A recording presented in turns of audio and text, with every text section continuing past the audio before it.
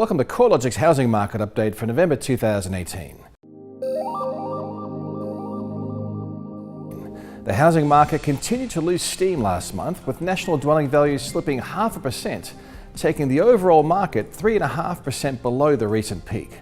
National dwelling values haven't fallen this much over a single year since February 2012. On a rolling quarterly basis, dwelling values are now trending lower across both the combined capital city regions, where they are 1.6% lower, as well as across the combined regional areas of Australia, where values were down almost 1%. With such broad-based weakness in housing market conditions, it's clear that tighter credit availability is acting as a drag on housing demand and impacting adversely on the performance of housing values across most areas of the country. The weakest conditions continue to be felt across Australia's two largest cities, where investment buyers have been the most concentrated, where supply additions have been the highest, and also where housing affordability is the most stretched. Sydney dwelling values were down 7.4% over the past 12 months, and Melbourne values are 4.7% lower over the same period. Values also declined in Perth and Darwin. However, the downturn in these two cities has been ongoing since mid-2014, with values falling 3.3% and 2.9% respectively over the past 12 months. Although dwelling values are rising on an annual basis across the remaining cities, the pace of growth has eased relative to a year ago. The regional housing markets of Australia have also returned to diverse performance, with regional Tasmania standing out as the only broad region nationally where dwelling values are recording double-digit growth, up 11.4%. Both Hobart and regional Tasmania continue to record strong housing market conditions, driven by robust housing demand coupled with a shortage of supply. Regional Victoria is also showing strong growth conditions as demand continues to ripple outwards from Melbourne towards the more affordable cities peripheral to the city's metropolitan area. Regional Western Australia continued to show challenging conditions, with the annual pace of decline revealing some renewed momentum, with values falling by 6.5% over the past 12 months. Nationally, the highest value quarter of the market has led the downturn, with values falling 6.6% across this segment over the past year, while lower quartile values have recorded a 0.5% rise in values. At such a broad geographic level, the weakness in higher value markets is reflective of the weaker conditions across the capital cities, particularly in Sydney and Melbourne. The disparity of performance between the upper and the lower quartiles is clear in individual cities as well. In Melbourne, the top 25% of the market by value has seen values fall by almost 9% over the past 12 months. A slightly weaker performance in Sydney's upper quartile, where values were down by 8.6%.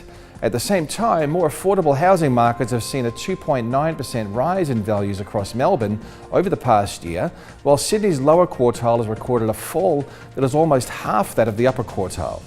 Gross rental yields are slowly recovering as dwelling values trend lower and rents edge higher.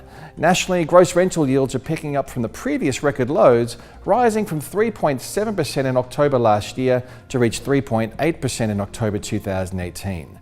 Despite the subtle rise, gross rental yields remain well below the decade average of 4.3%.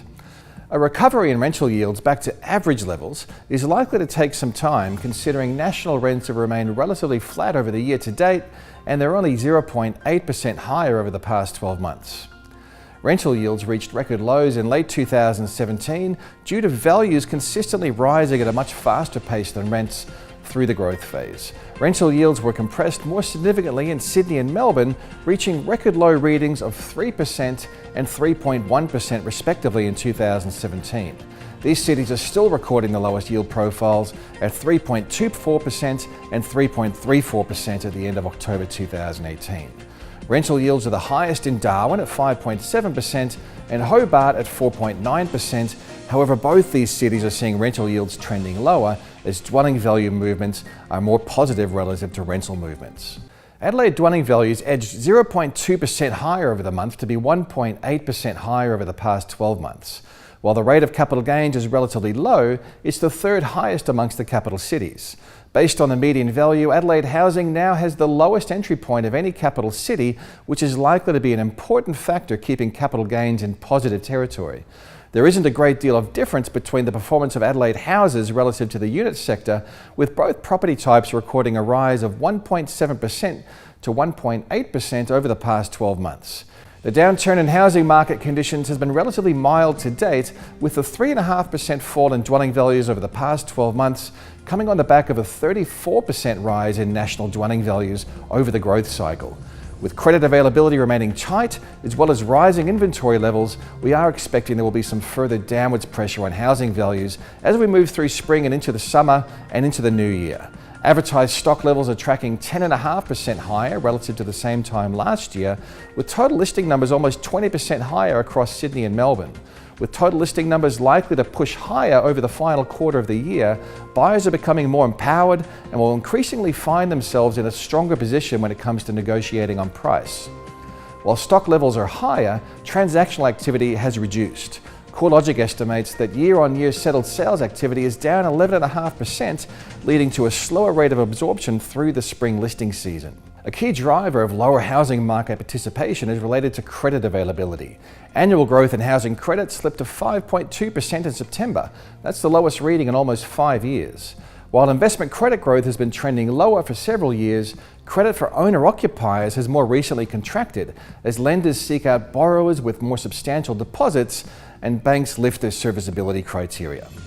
Although housing credit originations remain well below the formal APRA targets for investment lending and interest-only lending, it's clear that lenders are also focusing more on loan serviceability and reducing their exposure to borrowers with high debt levels relative to their incomes. These measures can help to explain the underperformance of more expensive housing markets, where borrowers may find it more challenging to secure finance. While there are plenty of headwinds for housing market conditions, we're also seeing other factors helping to support housing demand. In fact, the triggers for a more substantial deterioration in housing values remain absent from the market. Labour markets have tightened over the year, with unemployment at 5%, jobs growth outpacing growth in the labour force, and a skew towards full-time jobs creation rather than part-time. Tighter conditions across the labour markets could gradually support a further improvement in wages growth, which would provide an additional boost to housing affordability and support reductions in household debt levels. As housing values trend lower and household incomes inch higher, we're seeing improvements in housing affordability, which is likely to support further improvements in first home buyer numbers. First home buyers have surged higher across New South Wales and Victoria, where stamp duty concessions are made available. And the further improvements in housing affordability is likely to be a welcome development from this sector of the market. Recent data from Standard & Poor's tracking mortgage arrears showed loans more than 90 days past due were tracking higher but continue to track well below 1%. Improving labour market conditions and ongoing low mortgage rates will help to keep arrears rates low. With so much going on in the housing market and many of the fundamental drivers moving in different directions, it's more important than ever to stay abreast of conditions. CoreLogic is your one-stop shop for all things related to housing market research. Visit our website at www.corelogic.com.au.